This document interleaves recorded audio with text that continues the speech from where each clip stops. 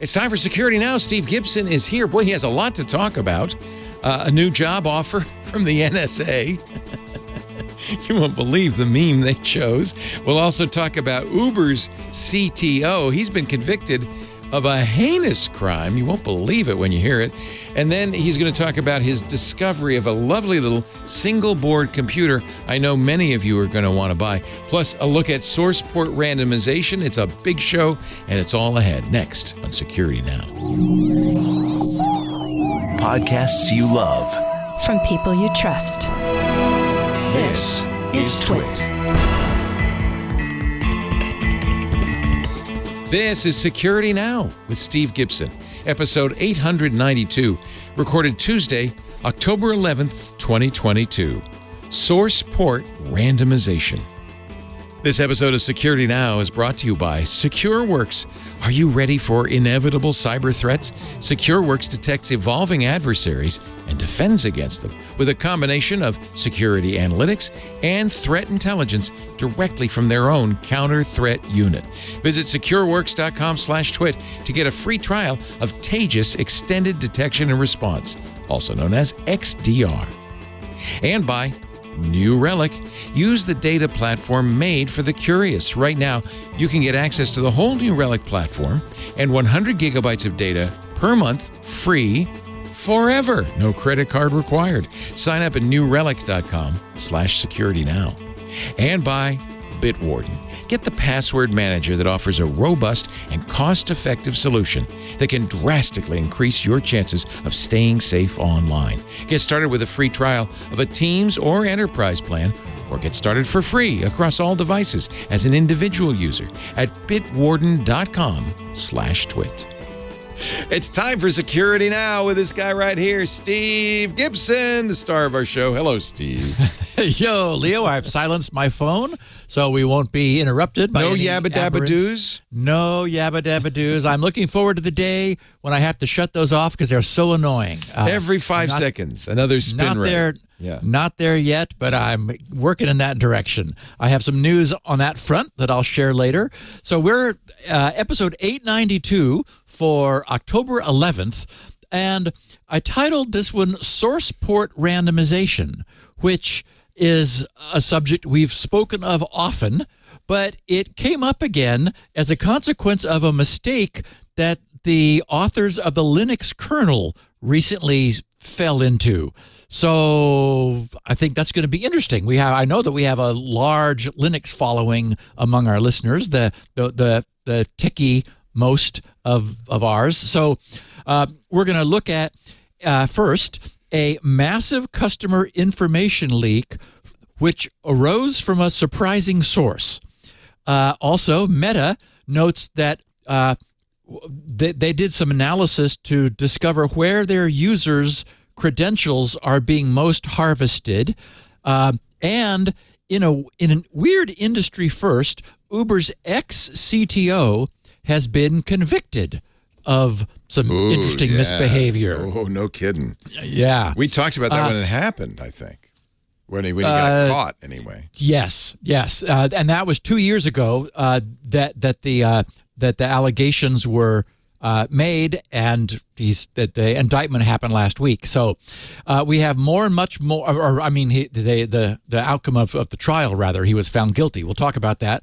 We've got much more cryptocurrency industry turmoil, which just nonstop. Oh my God, Leo! But I mean, it's like it's creative turmoil. It's like what? We also have a new appointee in the UK a month ago who has decided that she wants to drop the UK's use of the GDPR. Also, the NSA is looking for next summer interns. I'll provide information for our listeners who might be interested in signing up. IBM has learned that incident responders are feeling quite stressed out. And Microsoft continues to fumble their Exchange Server response to the most recent Exchange Server problems that we started talking about last week. As I mentioned, I've got news of SpinRite, and I'm going to share my discovery of a lovely little single-board computer, basically Steve's dream SBC. And then after sharing some listener feedback, as I said, we're going to look at a recent mistake made in the Linux kernel that allowed its users to be tracked online. Oh, I thought you were going to talk about the recent mistake in the Linux kernel that would fry some users' monitors. Did you see that? No. Yeah, they were warning people not to download the new kernel. Wow. I think they fixed it, but because something. I mean, that's amazing that you could do something in software that would destroy hardware. Back in the CRT days, it was possible to mess up the H and V sync in a way that would actually damage the circuitry. But yeah, in an LCD world, that's... I'll look into it. I'll find out what it is, and I'll let you know. But first, a word from our sponsor. We love our sponsors. They make Security Now possible. And today we're sponsored by the good folks at SecureWorks, who are here to help. By the way, for your next incident, I'm going to give you an 800 number in a second. I want you to write it down. SecureWorks is a leader in cybersecurity. I know you know their name. Building solutions for security experts by security experts. SecureWorks offers superior threat detection and rapid incident response, all while making sure customers are never locked into a single vendor. This month, October, is Cybersecurity Awareness Month. Perfect. It's spooky season and Cybersecurity Awareness Month. Now is a good time to raise awareness about digital security and empower everybody to protect their data from cybercrime. SecureWorks has the perfect solution. In fact, now would be a great time to get Taegis XDR. In 2022, cybercrime will cost the world $7 trillion this year. By 2025, in 3 years, the figure, $10.5 trillion. Trillion with a T. Trillion. In 2021, last year, ransomware totaled $20 billion in damages, and attacks occurred every 11 seconds that we know of. But by 2031, ransomware is projected to cost $265 billion every year and strike every 2 seconds. And honestly, I think that's an optimistic prediction. I think it's going to be far worse. So you need to make sure your organization is not the next victim with SecureWorks Taegis XDR. SecureWorks Taegis provides superior detection, identifying more than 470 billion security events every day, and then prioritizing the true positive alerts by, scrubbing out the alert noise and allowing organizations to focus on the real threats. And they're out there. In addition, Taegis offers unmatched response, automated response actions. That's important because they can eliminate threats before damage is ever done. They're that fast. With SecureWorks Taegis Managed XDR, you can easily leverage SecureWorks experts to respond and investigate threats on your behalf, which means you cut dwell times, decrease operational burden, reduce cost, and with 24/7 by 365 coverage, it doesn't matter whether you experience a Christmas Day security event or half your team's out sick, you can trust that SecureWorks has your back. Many companies right now are facing, in fact, a shortage of security talent. SecureWorks acts as an extension of your security team on day one, alleviating cybersecurity talent gaps, allowing you to customize the approach and the coverage level you need. And remember I said there's a number to call. If you've already found an intruder in your system, you do not have to worry. Write down this number, whether you're a customer or not, 1-800-BREACHED. 1-800-BREACHED. That number will connect you with the SecureWorks Emergency Incident Response Team. They're there 24/7, are there to help you, provide you with the assistance you need. They can respond to, they can even remediate a cyber incident or data breach on the spot. So remember that number, 1-800-BREACHED.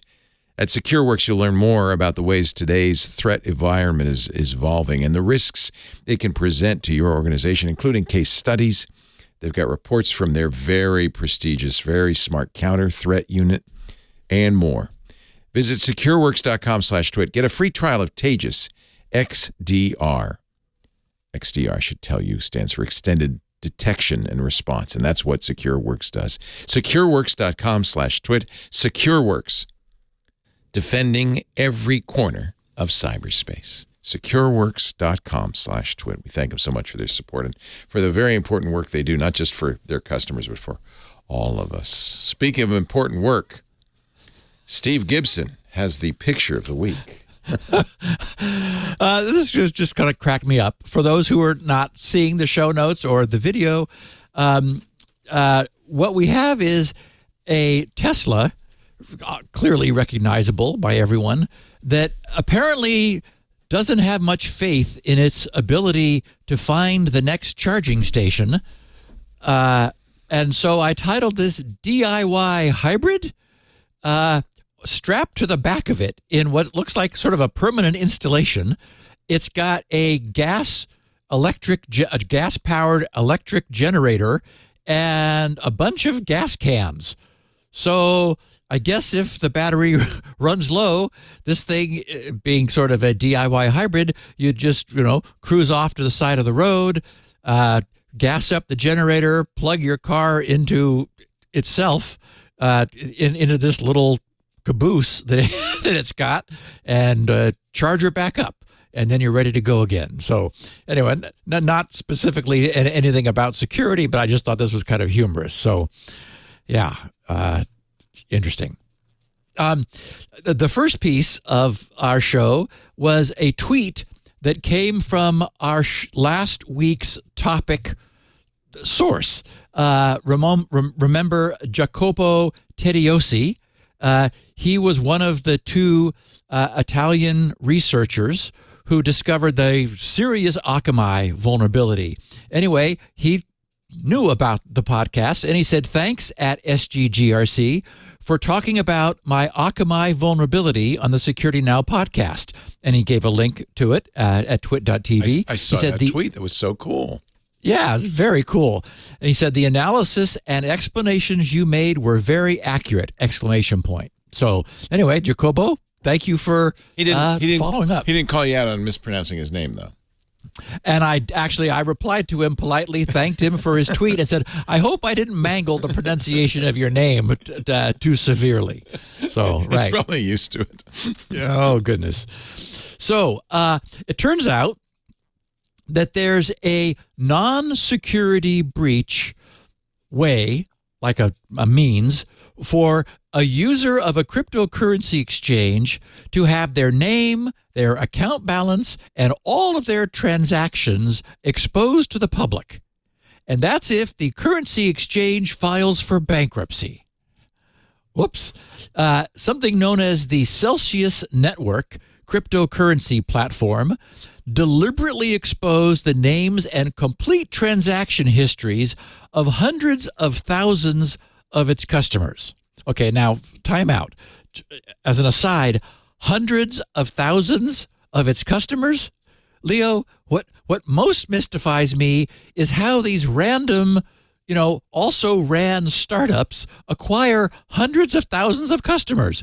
What are people thinking? Who are these people?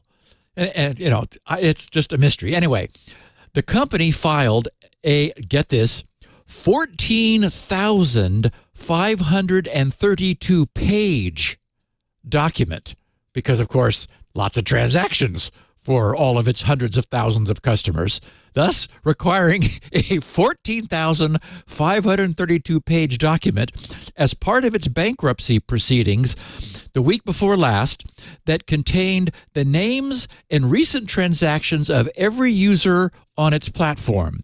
The judge, in this case, the bankruptcy judge allowed the company to redact the document, but only their customers' physical and email addresses were allowed to be removed because the rest of the information was required in their disclosure during their regular bankruptcy procedures and proceedings. So the document, for anyone who's interested, is available via Pacer and other legal document portals.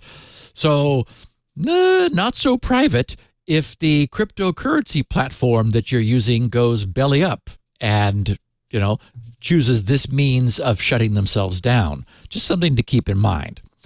A posting last Friday by two security-focused employees of Meta, Facebook's parent, disclosed the results of a recent search through the Apple and Google app stores. They explained that they had identified more than 400 malicious Android and iOS apps targeting Facebook's users, which were being used to steal specifically. I mean, the reason these apps were created was to steal their Facebook login credentials. They reported their findings to Apple and Google and have asked the users they identified to change their passwords since their credentials have almost certainly been compromised. Now, I thought that the nature of the come-ons to entice the downloads of these apps was interesting. So they were, first of all, majority were photo editors, including those that claim to allow you to turn yourself into a cartoon. Those apparently are very popular among Facebook users. Also, we had VPNs claiming to boost browsing speed or grant access to blocked content or websites. In other words, like solving a problem that people have. Oh, this will make your browsing twice as fast, whatever. Probably not true, but it got them to download. Also, phone utilities such as flashlight apps that claim to brighten your phone's flashlight. Yes, get more light out of your flashlight if you download this phone utility. Then we had mobile games, which were falsely promising higher quality 3D graphics. Health and lifestyle apps, horoscopes and fitness trackers.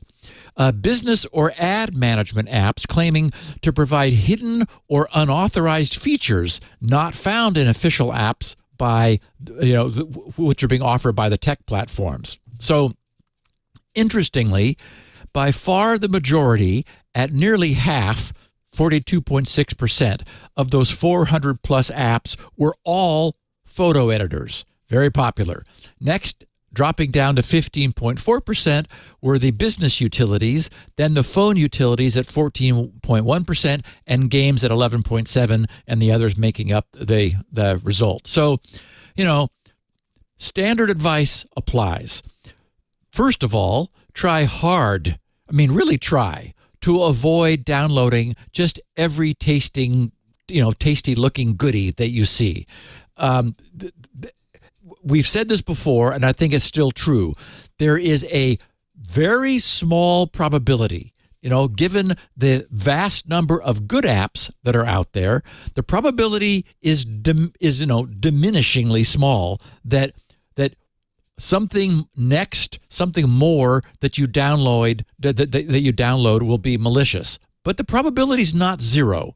So if you can, and you care about not having malware running in your device, don't do it. And don't be too quick to click the download link. Do as much research about the app and its reputation as possible. And I would suggest you do that off the platform. That is, go elsewhere. Don't rely on that in-place reputation, because the other thing these guys are known to do is to load themselves up with faked, 5-star ratings and thumbs up and things. So look elsewhere for other sources of reputation. So, again, be careful, be cautious, but just know, as we've noted before, that some percentage of these things in the app stores, much as Apple and Google both are, trying diligently to keep these things clean and scrubbed, they exist for a while on the app platform. Okay. Uber's former CSO, their chief security officer by the name of Joe Sullivan, was found guilty at trial due to his actions following a 2016 data breach at Uber. And I'm wording this carefully because there was actually some misreporting about this in the press. It's like, the implication was, for reporters who are not being careful, that Joe was responsible for the breach. Not at all the case, right? He's a C-suite guy. Those guys don't get their hands dirty. Anyway, we'll get to that in a second. Reading from a statement made on August 20th, 2020, so as I said, 2 years ago when these charges were filed in the Northern District of California, they put out a statement about the fact that this was being done. They said the complaint describes how Sullivan played a pivotal role in responding to Federal Trade Commission, FTC, inquiries about Uber's cybersecurity. Uber had been hacked in September 2014. Okay, so that's 2 years before, a different instance. Had been hacked in September 2014, and the FTC was gathering information about that 2014 breach. The FTC demanded responses to written questions and required Uber to designate an officer to provide testimony under oath on a variety of topics. Sullivan assisted in the preparation of Uber's responses to the written questions and was designated to provide sworn testimony on a variety of issues. On November 14th, 2016, so near the end of 2016, approximately 10 days after providing his testimony to the FTC, Sullivan received an email from a hacker informing him that Uber had been breached again. Sullivan's team was able to confirm the breach within 24 hours of his receipt of the email. Rather than report the 2016 breach, Sullivan allegedly took deliberate steps to prevent, and this is allegedly because it's 2 years ago, now it's been found to be true at trial, allegedly took deliberate steps to prevent knowledge of the breach from reaching the FTC. So he tried to bury this. For example, they said, Sullivan sought to pay the hackers off by funneling the payoff through a bug bounty program. Uber paid the hackers $100,000 in Bitcoin in December of 2016, despite the fact that the hackers refused to provide their true names. In addition, Sullivan sought to have the hackers sign non-disclosure agreements. The agreements contained a false representation that the hackers did not take or store any data, when in fact they had. When an Uber employee asked Sullivan about this false promise, which was in the non-disclosure, Sullivan insisted that the language stay in the non-disclosure agreements. Moreover, after Uber personnel were able to identify two of the individuals responsible for the breach, Sullivan arranged for the hackers to sign fresh copies of the non-disclosure agreements. Love that piece. Don't tell anybody. Don't tell anybody what happened. And oh, by the way, now that we know who you are, we want you to actually execute the non-disclosure agreements, which will be binding under your true names. And they gave him a bug bounty. Yes. Yeah. We're just going to say that you found a problem, not that you actually attacked us using it. Appalling. Yes. So the new agreements retained the false condition that no data had been obtained. Uber's new management ultimately discovered the truth and disclosed the breach publicly and to the FTC nearly a year later in November of 2017. Since that time, Uber has responded to additional government inquiries. So all of that was proper. The criminal complaint against Sullivan alleges Sullivan deceived Uber's new management team about the 2016 breach. Specifically, Sullivan failed to provide the new management team with critical details about the breach. In August of 2017, Uber named a new chief executive officer, a new CEO. In September of 2017, Sullivan briefed Uber's new CEO about the 2016 incident by email. Sullivan asked his team to prepare a summary of the incident, but after he received their draft summary, he edited it. His edits removed details about the data that the hackers had taken and falsely stated that payment had been made only after the hackers had been identified. That wasn't the case. The two hackers, identified by Uber, were prosecuted in the Northern District of California. Both pleaded guilty on October 30th, 2019 to computer fraud conspiracy charges and now await sentencing. The criminal complaint makes clear that both hackers chose to target and successfully hack other technology companies and their users' data after Sullivan failed to bring the Uber breach to the attention of law enforcement. In other words, by not dealing with law enforcement forthrightly, the hackers who'd been identified continued to roam free to hack and damage other companies as a direct consequence of Sullivan's actions of covering all this up. So, at trial, Sullivan was found guilty of lying to authorities and obstruction of justice. Those were the charges, lying to authorities and obstruction of justice. Nothing to do directly with Uber being hacked. It's like, we know that kind of thing happens. The trial, however, was a landmark case, being the first time a chief security officer faced criminal charges, indirectly at least, relating to a security breach. Though it was only, obviously indirectly about the breach itself. Joe's big mistake was his attempt to cover up and mislead investigators and ultimately landed him, as we know now, in some very hot water. Interestingly, Joe was once a prosecutor in the same office that had charged him. I didn't know that. Yeah. He should have known better. Well, I was thinking that maybe he thought he knew how to finesse the system, right? Yeah. Like having once worked there, he figured, hey, I know how to get around this. OMG. So he now faces up to 8 years in prison and up to $500,000 in fines, which will be determined at his upcoming sentencing hearing. What has never been made clear in the reporting that I've seen is why he did this. He was a C-level executive for a major corporation, Uber. Guys at that level aren't pulling wires and getting their hands dirty.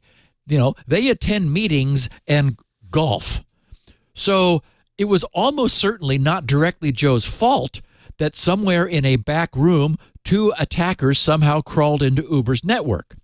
What I wonder is whether he had a big hunk of Uber stock that he worried would collapse in value if the news of this got out. Yeah. If so, perhaps he believed that he could cover the whole thing up from the top to protect Uber's market value. In any event, I imagine he regrets that decision now. Can't spend that stock in prison. No, you can't. No. So, more cryptocurrency chaos. I believe that this podcast listeners would be well served for me to periodically note the ongoing chaos that exists within the cryptocurrency world. It's not my position to advise anyone of anything, but being armed with realistic viewpoints can only be valuable. To that end, the news is that the multi-cryptocurrency exchange platform Binance was hacked. Binance has paused its Binance Smart Chain, BSC as they call it, blockchain bridge, after a threat actor used an exploit there to generate and steal 2 million Binance coins. That the abbreviation for that currency is BNB. That they are currently worth around $560 million.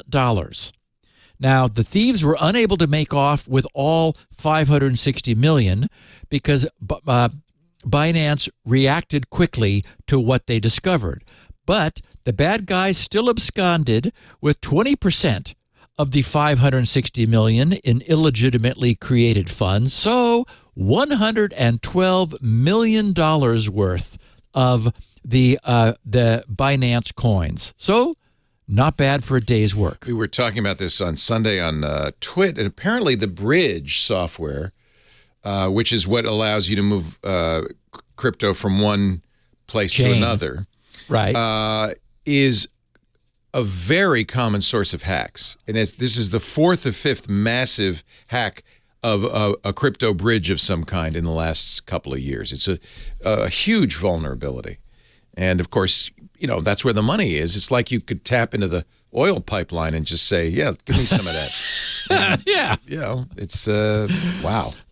Okay, and so while we're on the subject of bad ideas, I'll also note that the Zcash blockchain has been subjected to a spam attack. Yes, spam isn't just for email anymore.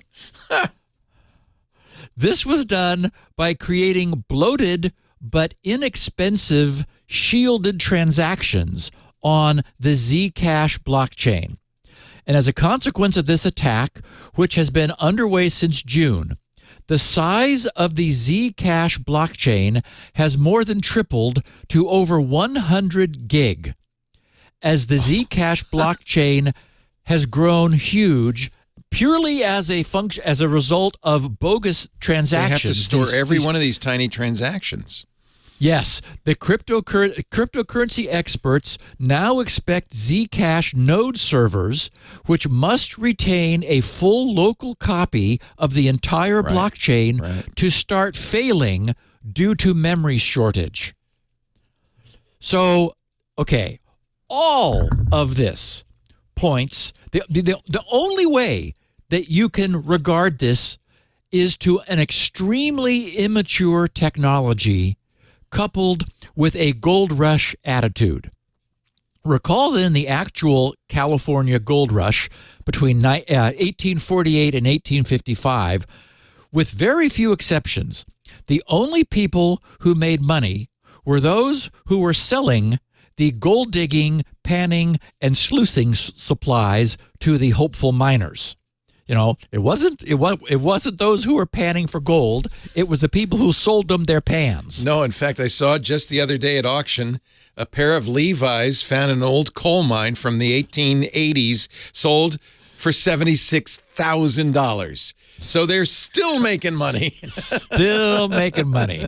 And, you know, you can't get graphics cards anymore, right? Because all of the mining rigs have like sucked up all the GPUs now you everywhere. Can because there's no more money to be made because of proof of work, proof of stake. So now you can get a lot of highly used GPUs. They're flooding the market. I think this would be a good time to take a break, and then we're going to talk about the UK's plans to drop out of the GDPR. And actually, you know, I've in conjunction with NFTs, I've been saying this for a while. The companies that make money in NFTs are the people minting them. They're collecting they're collecting the gas fees. Well, Kevin made $50 million, his Proof Collective, and then he raised another $50 million because it's such a good. Leo, where is this money? Who are these people? There's something. I sincerely hope that for the most part they're Bitcoin bros. They're crypto, millionaires and billionaires who are reinvesting. Like the Winkeldingies or the whoever Winkeldingies they were down in, And I pray it's them and not some poor working stiff who says, yeah, my stocks aren't doing so well. Maybe I'll get into this crypto thing. Oh. But unfortunately, because Robinhood and all these other, easy trading apps sell crypto now, I suspect that a lot of this is coming from people who can't afford the losses. And it's very sad, Of course, my stock market portfolio has tumbled even more. So maybe I should buy some Bitcoin. A little Doge. Who knows? Our show today brought to you by New Relic. I am, as you know, a big fan of developers. Engineers are smart. They're curious. They're first to try new technology. They actually want to know how things work and why they work. They're the ones that read the documentation. That's why so many engineers, some of my favorite people, turn to New Relic. Because New Relic gives you the information, the data you need to know about what you build. It shows what's happening in your software lifecycle and your entire software stack. One place, you don't have to look into a bunch of different tools and then kind of correlate them somehow, make the connections in your brain or manually. The tools you need, all in one place, a single pane of glass, as they say, so you can see exactly what's happening. You can pinpoint issues in your software stack down to the line of code. You know exactly what's going on, why there's a problem, and you can fix it quickly. That's why dev and ops teams at DoorDash and GitHub, Epic Games, more than 14,000 other companies use New Relic to debug and improve their software. When teams come together around data, real data, it lets you triage problems and be confident in decisions, reduce the time needed to implement resolutions because you're using data, not opinions. Use the data platform made for you. Made for the curious. Right now, you get access to the whole New Relic platform and 100 gigabytes of data per month free forever. 100 gigabytes of data a month, the entire New Relic platform, all their tools, free forever. Sign up at newrelic.com/security now. newrelic.com/security now. I don't know why you wouldn't do this. Go right now. Get that free, I want to say trial. It's not free trial. Get that free service forever. No credit card required. New Relic, newrelic.com/security now. You know, I figured I was probably an old relic. So I just looked up the definition. It says an object surviving from an earlier time, especially one of historical or sentimental interest. And bingo. I think that works. Bingo. Yeah. I'm getting ready for I love the advent of coding competition in December. I'm getting ready for it. I'm trying to do it in Lisp. And I'm sitting there and wait, I thought you were going to do a new language. I was looking at Julia, but you convinced me. Julia. Anything that starts indexes arrays at 1. Oh, no. I know. I really love Lisp. So I'm on day 7 of the first year, 2015, and I need to do bitwise operations. And I'm thinking, if I were Steve, this would be easy. He lives in the bits. But now I got integers, and I got to figure out.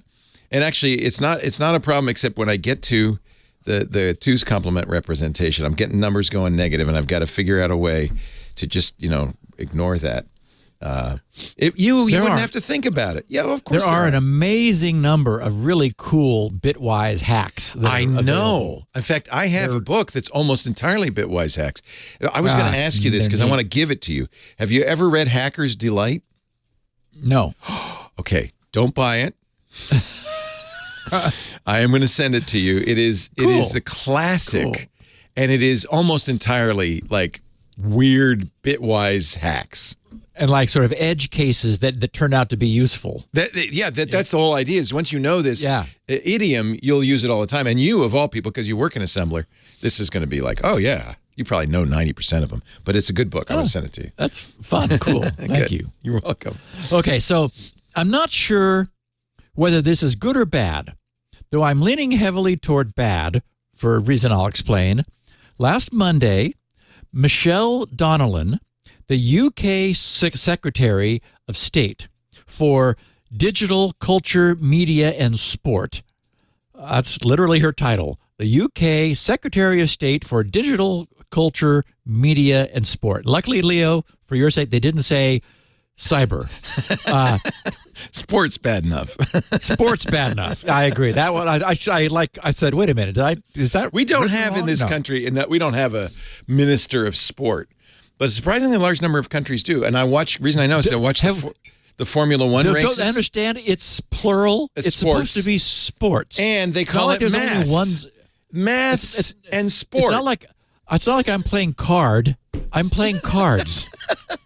But it's maths, plural. So go figure. What is it? Winston Churchill said, is America and England 2 countries separated by the same language? So she was appointed to her position of digital, culture, media, and sport about a month ago.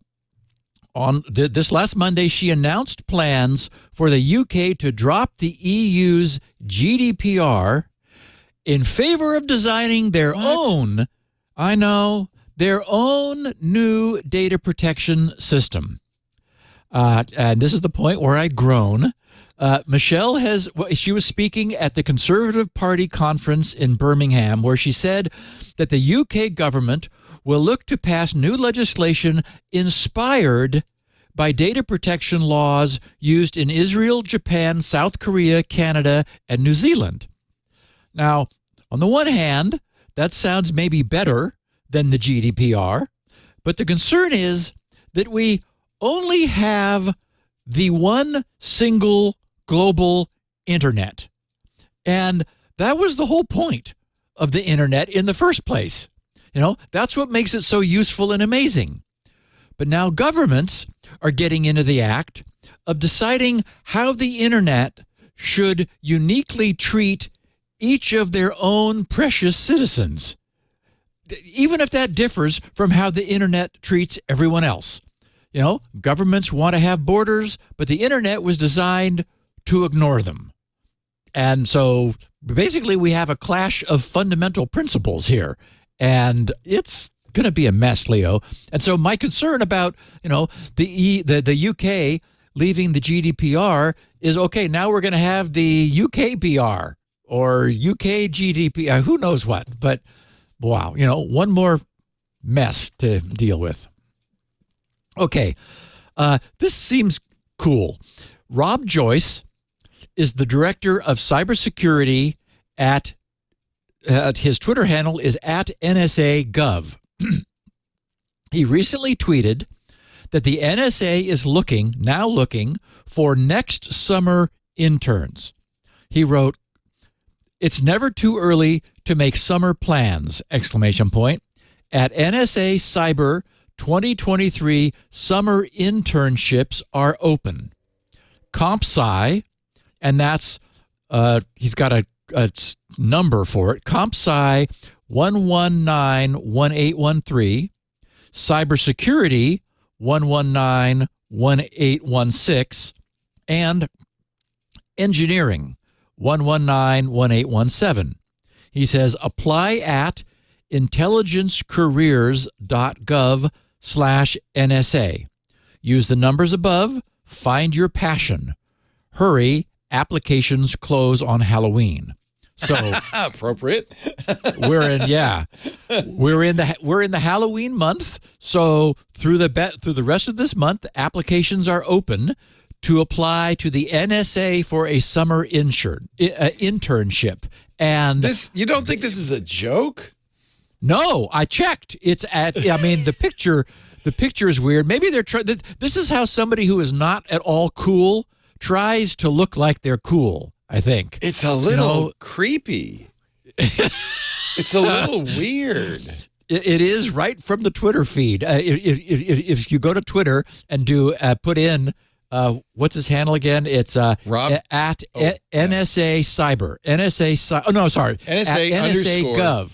NSA _CS Director is the Twitter handle.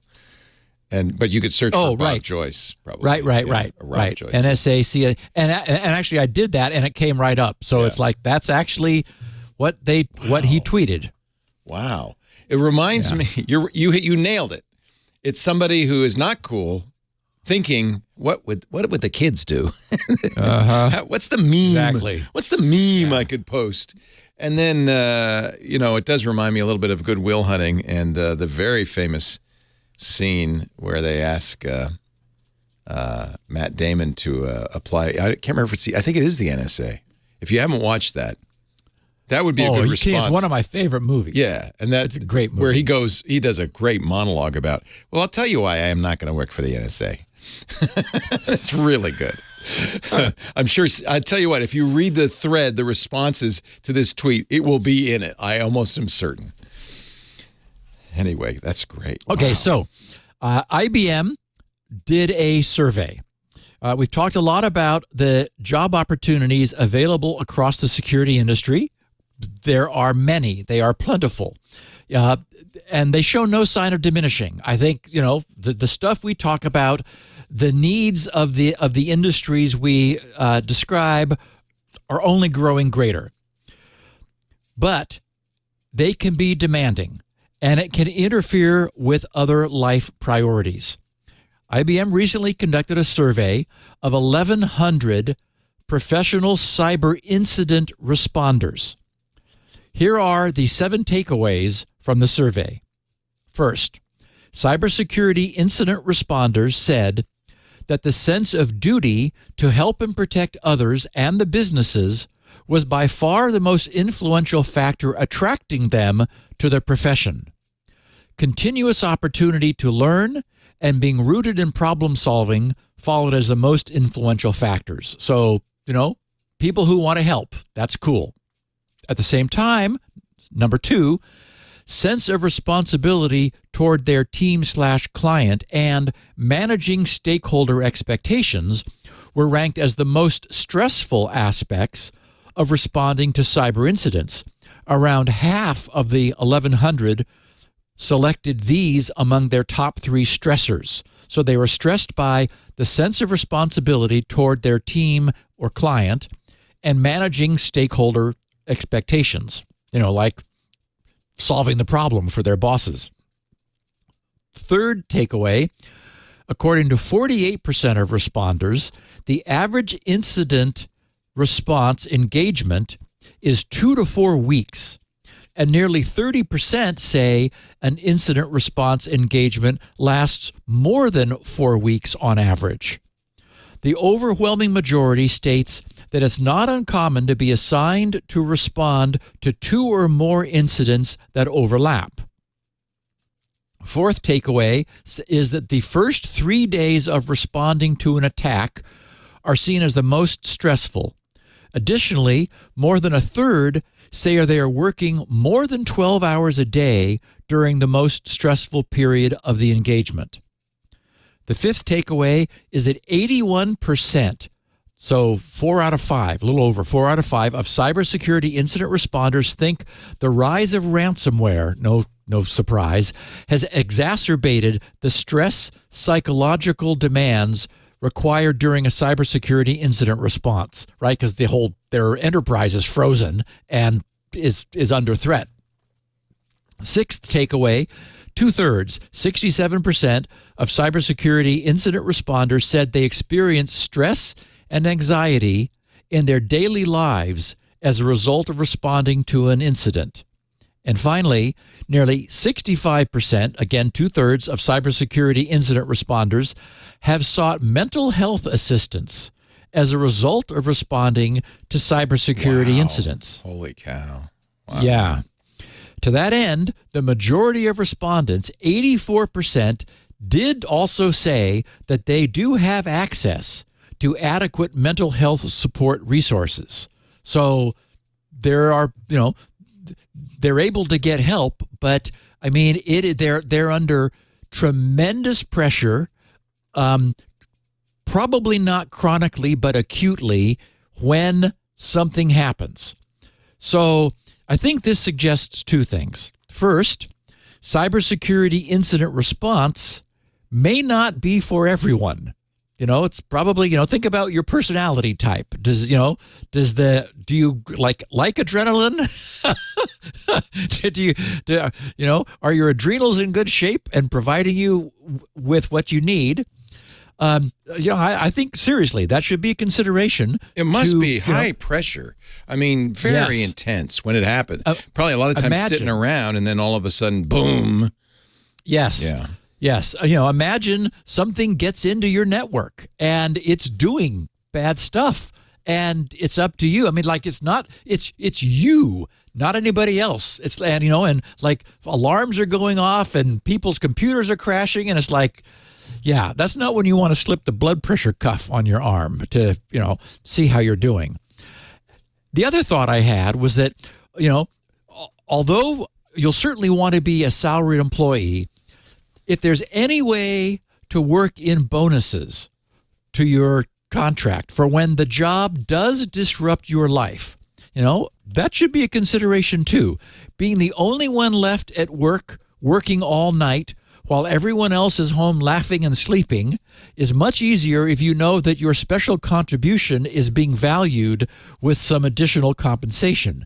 And if you have a significant other in your life, it can make it easier to explain to them, honey, I'm sorry, but I can't come home. So anyway, I thought that was interesting. It is, we've only talked about all the opportunities so far, and this survey of 1,100 people says, there's lots of opportunity, but it's not a cakewalk all the time if something nasty crawls into your enterprise that you're responsible for. It's probably a lot like being a first responder, a firefighter, an EMT, a police officer. It's, when things go haywire, they go, and you have to be there, and you probably need a certain kind of constitution, right? I think that's the case. Yeah, I think that's the case. I mean, just cool there are under pressure. Right, and I'm sure there are people who thrive on the idea of that much need being piled on them when their shoulders are able to handle the burden. Yeah, we right? have a picture of that person here from the NSA director's tweet. Yeah. Mm-hmm. Oh, yeah. Okay, so speaking of being stressed out, something's going on over at Microsoft, and it's not good. The topic is the status of Microsoft's mitigations for that pair of zero-day Exchange server vulnerabilities we discussed last week. Those were the new pair discovered while being used in the wild, exploited in the wild, in the networks of clients of that Vietnamese cybersecurity firm GTSC. First, in updating myself for today's podcast, I checked to see whether patches for these two new bad problems were available. That would be the optimal answer, right? Get it fixed. But after at least a week and a half, and it turns out a lot more than that, as we'll see in a second, the answer to that is no. No emergency patch for Exchange Server so far. Then, since there was news last week that the initial mitigations proposed by Microsoft had immediately been bypassed, as I noted last week, I wasn't quite sure of some of the language, but Bleeping Computer said they confirmed, yep, that original mitigation proposed by Microsoft has been bypassed. I went to see what Microsoft had done since then, and they really appear to be chasing their tail. They updated their guidance for scripts for IIS mitigation on October 4th, 5th, 6th, 7th, and 8th. Each time they're correcting typos or making small tweaks to the script, apparently trying to get it right. It's like one of the comments says removed a space that was unnecessary. Least we can do. That's so bad. Oh, God. So nothing about this response feels like the A-team has been brought in. And then we learn that Microsoft has been aware of this problem for much longer than was previously known. They were, in air quotes, investigating it after becoming aware of it back in August in their posting titled Analyzing Attacks Using the Exchange Vulnerabilities CVE 2022-41040 and 41082.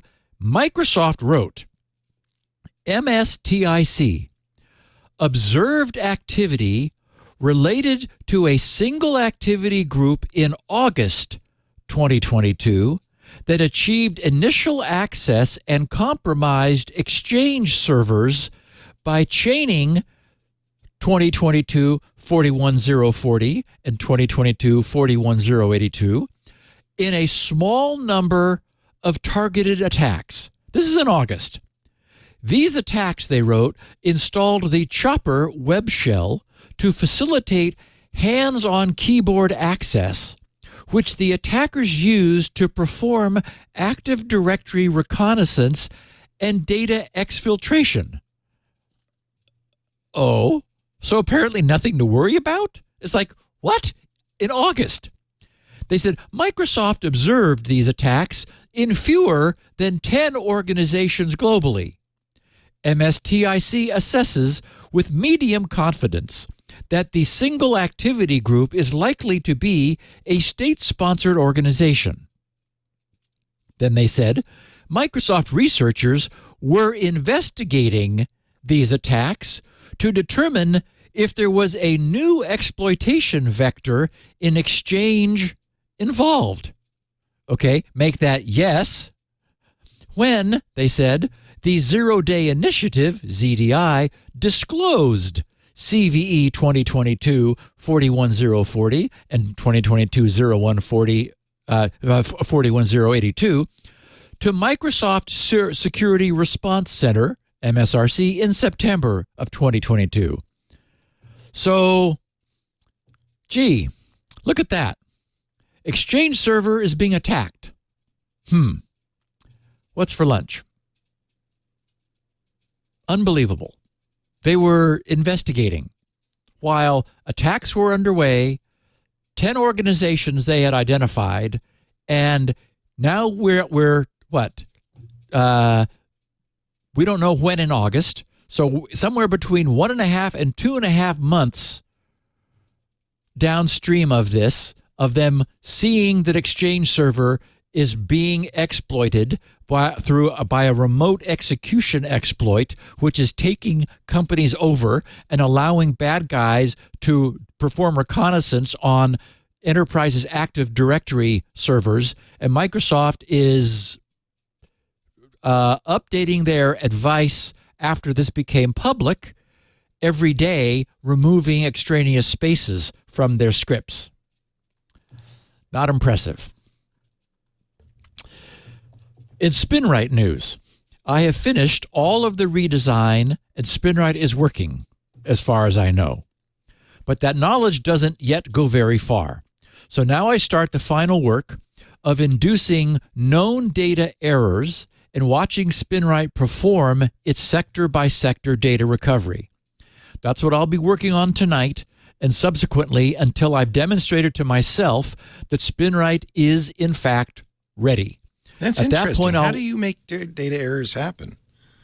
It turns out in older drives, and I have a 2 terabyte I have 3 actually 2 terabyte Seagates and a bunch of older Mac stores. You had the ability there was a command called read long where you told the drive, don't bother with error correction, just give me the raw data. It's called a long read because it's the data plus the error correction code, which is tagged on at the end. And the ability that facility is one of the ways that SpinRite is able to perform data recovery even on sectors that the drive says are not good. Well, even though they're not good, there's still something there. SpinRite is able to say, "Give me what you got, and let me worry about it." And that's where this the Dynastat, the dynamic statistics comes in. So do you go to a known bad sector and then do a long read, or?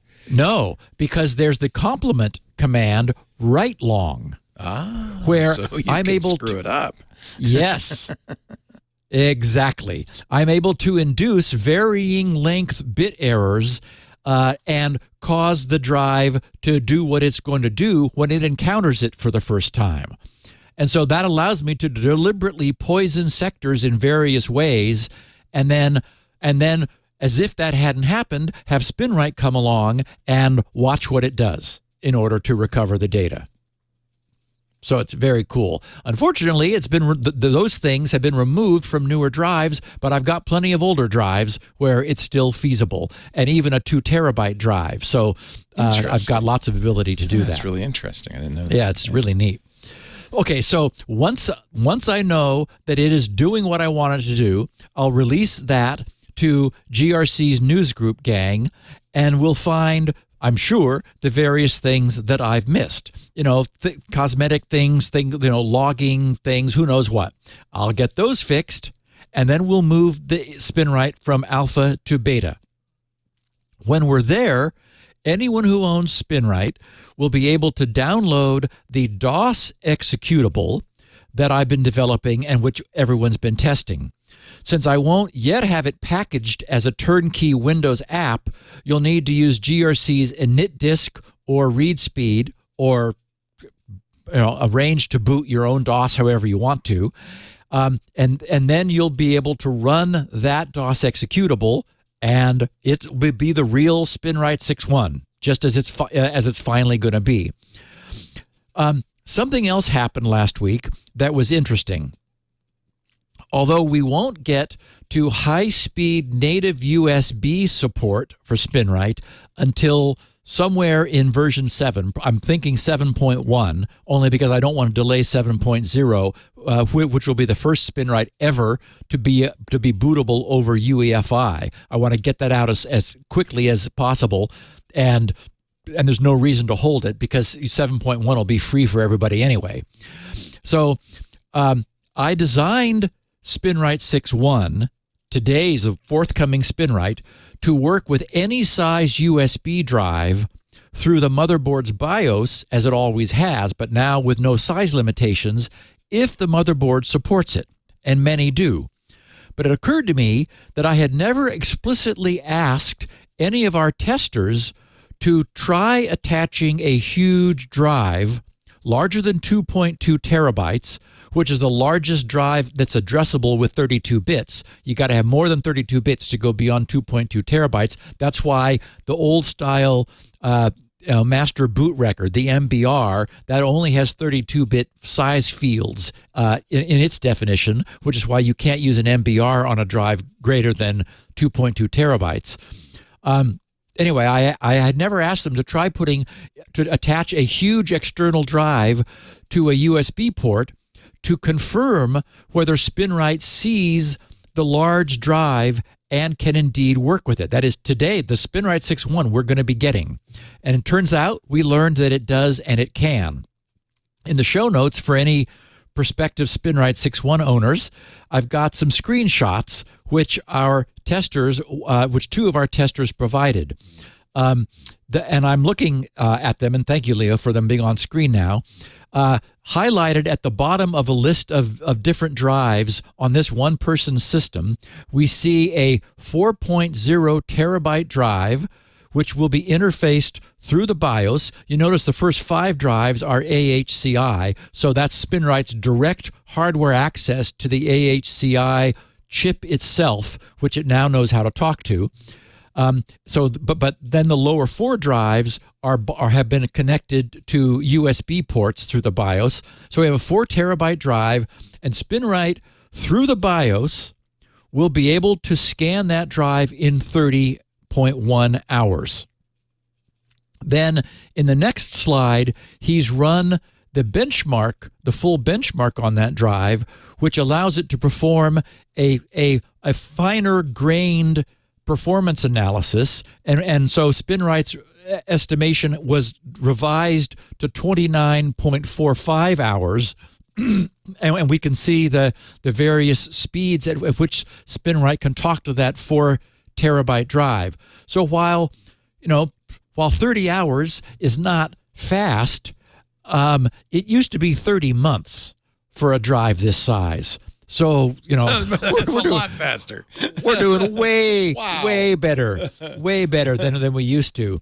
And in fact, on the next screen, on the next page is somebody else who provided a snapshot. They show a 3 terabyte drive that SpinRite estimates it will scan in 10.1 hours. So that's way faster. So the lesson there is it is a function of the BIOS. Both BIOSes allow SpinRite to see a drive larger than 2.2 terabytes, in one case 4 terabytes, in the other 3 terabytes. But this second one can do a 3 terabyte drive in 10 hours, which is a lot faster than a 4 terabyte drive in 30 hours. So your speed will vary. And in fact, we do see on that second that second slide, he had a 1 terabyte drive attached through AHCI. So it was a SATA drive where we see it doing 1 terabyte in 30 minutes. And that exactly corresponds to my estimate. Remember that I expected that we would, my newer estimation was that SpinRite would probably be able to do 2 terabytes per hour. And that's what we're seeing consistently, 2 terabytes per hour, or in this case, here it is showing 1 terabyte in half an hour. So SpinRite 6.1 will finally be easy and practical to use again on today's very large drives. And even before we get to SpinRite 7 and 7.1, where we've got hardware support for USB, that's where we'll be able to run USB 3 at the same speed as SATA, because it is as fast. And at that point, external drives will be able to run as fast as internal drives. Anyway, I'm having a ball. Yeah, that's a huge improvement. And it was a disadvantage using SpinRite on a giant drive, as it would take forever. Oh, it wasn't practical. A day is not. I mean, that's a day and a half is totally doable. Totally. And you could certainly run it over the weekend if you had to. Yeah. Yep, we're getting there. Yay. Okay, now I want to take a moment to talk about a beautiful little affordable $120 plus shipping single board computer that I'm starting to use as of last Sunday, which I'll be using for SpinRite's development going forward. It's called ZimaBoard, ZimaBoard. And in many ways, it's the perfect little platform for SpinRite. I'll get to that in a second. To get SpinRite to the point where it is today, which is its ability to talk directly to any and all PC hardware owned by every single one of our hundreds of SpinRite development testers, and I should note we currently have 367 registered testers in GRC's GitLab instance. So that's the population of people who have been testing SpinRite so far. I have been gladly purchasing innumerable old motherboards and drives from eBay. This has been going on for the last year. When I've been unable to duplicate some obscure problem that any of our hundreds of testers were experiencing out in the field, buying what they had was often the only way to get to the bottom of some really bizarre behavior. So that's what I would do. But that's all now behind us. At least until SpinRite starts being used by its entire owner base, I do fully expect that I will encounter some new mysteries, and I will deal with those as they come along. But that's the nature of bypassing the BIOS. Now that we're talking to the hardware, there's obscure hardware out there, but boy, I've seen a lot of it. I think it's clear that we've reached the 99.999% point. So it's time for the next stage. What I wanted going forward was a completely silent testing platform. And this little ZimaBoard looks perfect for that. No more incessant whirring fan noise while I'm trying to focus.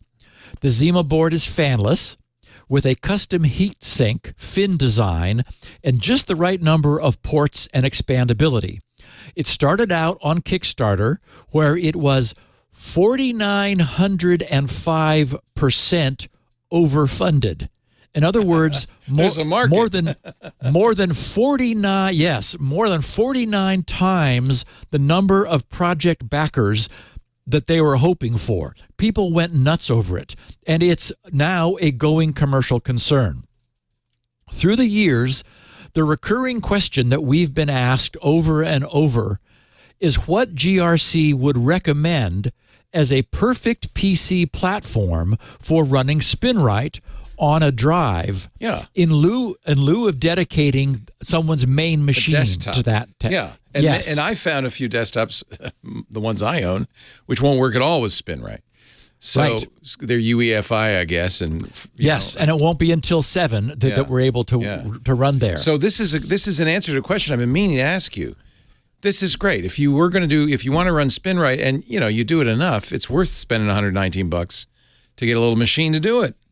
Yes, and many people also have inventories of drives, like drives that they've taken out of service, and so this allows you to run SpinRite at absolute full-on speed without tying up any of your other resources, as you said, for $119. Do you put Windows on it, or you just run FreeDOS on it? So I will get there. Okay. Years ago, when I was writing the Tech Talk column for InfoWorld magazine, I stumbled upon a wonderful motherboard, the ultimate keyboard, an RLL controller, and MFM drives that worked perfectly under RLL encoding. So I conceived of something I called Steve's Dream Machine. It was a hit with my column's readers. A PC supplier, Northgate Computer Systems, took up the idea of purchasing and bundling all the components and offering them as Steve's Dream Machine. What I think I found here with this ZimaBoard is Steve's Dream SBC, single board computer. It is 100% Intel chipset, with the exception of its dual gig network adapter, which is a Realtek 8168 chip. Now, it turns out that's perfect for my development needs since I have DOS network drivers for that chip. It has a pair of 6 gigabit SATA 3 connectors with a cable to provide power for one drive, but you can, for $4, you can get a dual power cable. It has a pair of USB 3.0 ports. So SpinRite will be able to run drives attached to either SATA or USB 3. And it has a single PCIe times 4 connector for the expansion of anything else. That could be a PCIe to IDE adapter if SpinRite needed to repair any older IDE drives, or an NVMe adapter if SpinRite needed to be run on NVMe drives once they are supported, and they will be under version 7. It has built-in video through a mini display port, which can do 4K video at 60 Hertz.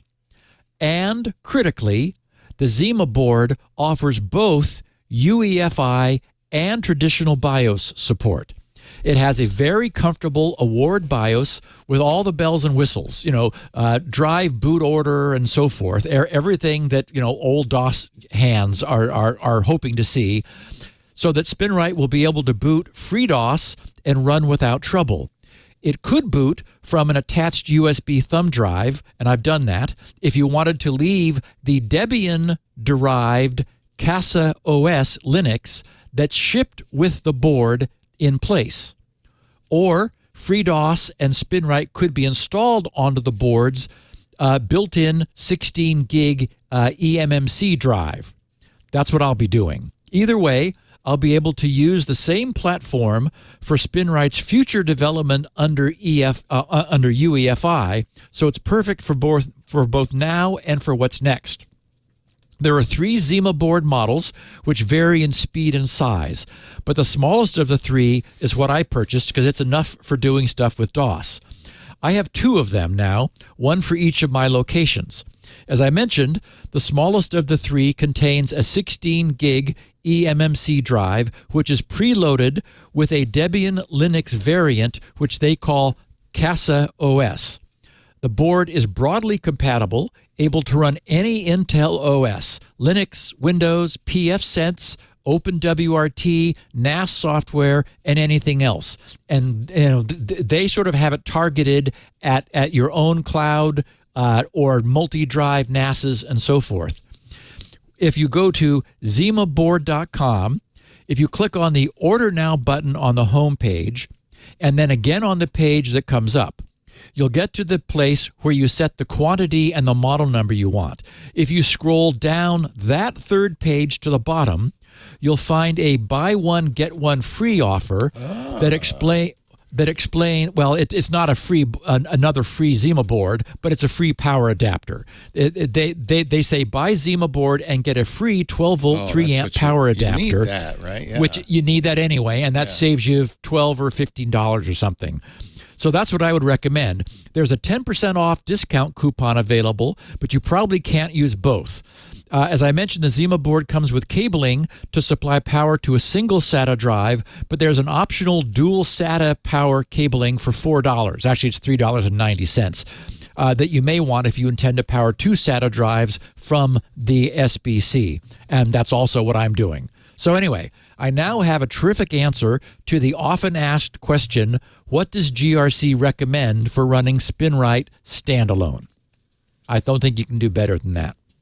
Nice. I've been using it. It's just beautiful. You'll need a mini DisplayPort cable to a DisplayPort monitor, and then the way they have it, the way they suggest you set it up is you plug it into your router, and then you use a browser to talk to it. So I guess it boots up with it boots up this Debian Linux variant with a web server running and waiting to be connected, and then brings up some sort of a UI. I didn't do any of that. I just blew it off and used fdisk to zero the partition and made a bootable DOS, because that's what I'll be using. But there is much more for anybody who's interested. So it's just it's a beautiful solution for SpinRite and other things that I thought our listeners would find interesting. And Leo, I'm out of breath, so let's take our last break. Then we'll do closing the loop, and we'll talk about source port randomization and a mistake that the Linux kernel made. Okay, you took my breath away with that thing. That's really cool. I can see why they sold so many. You can't get a Raspberry Pi right now, so if you get any single board thing for your projects, this looks like a great choice. Let us talk about our fine sponsor, Bitwarden. We know you know you should be using a password manager, right? Yes, you should. The question is, which one should you use? There's lots of choices out there. I will tell you why I use Bitwarden and happily and love it, and maybe even why your business should use Bitwarden, okay? I love it because it's open source. I think that's really kind of table stakes for a password manager. You got to be able to look at the source code. Not everybody's Steve Gibson who can go to Joe Segrist and say, show me what you're up to. If you've got an open source project, even if you can't, examine the source code, you know that others are. So that's really important. It's cross-platform. Got to be. Windows, Mac, Linux, iOS, Android. Works with everything you've got. It can be used at home, but it also can be used at work. They have an enterprise plan. And, of course, it could be used on your phone on the go. And it's trusted by millions. I think Bitwarden is the only one that satisfies all of these criteria. With Bitwarden, you can securely store credentials. And, by the way, not just credentials, not just passwords. I put serial numbers in there, social security numbers, images of my driver's license and my passport, anything that I want to keep at all times on my device, but I don't want to be, available to any Tom, Dick, or Harry. That's when I put it in Bitwarden.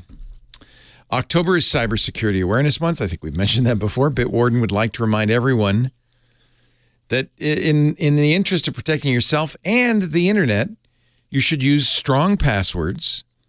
Ideally, passwords so strong, so random that you could never remember them in a million years. Bitwarden generates those for you. Random, absolutely lengthy, as long as you want, passwords that are a completely random combination of numbers, upper and lowercase letters, punctuation. Of course, you can, I hate to say it, there's still some sites that say, it can't be more than 8 characters. And you can narrow it down if you need to. But, use the max you can on any site. It also is important, I think we all agree, to enable multi-factor authentication on everything that will let it. I still get calls every week from somebody whose Facebook or Instagram or Twitter has been hacked to see, why aren't you using two-factor? And most importantly, use it on Bitwarden, right? use two-factor, preferably not SMS messaging, but a time-based one-time password system like Google's Authenticator or Microsoft Authenticator, so that, or Authy, so that you've got it doubly locked down. So you got to keep your software up to date. We talk about that all the time. You want to make sure you have trained your staff and your brain to recognize phishing attempts. Every one of us, however, no matter how sophisticated, from time to time goes, oh, yeah, I'll click. Oh, hold on. That's okay as long as you do that. Oh, hold on. Because if you click it, then you're in trouble.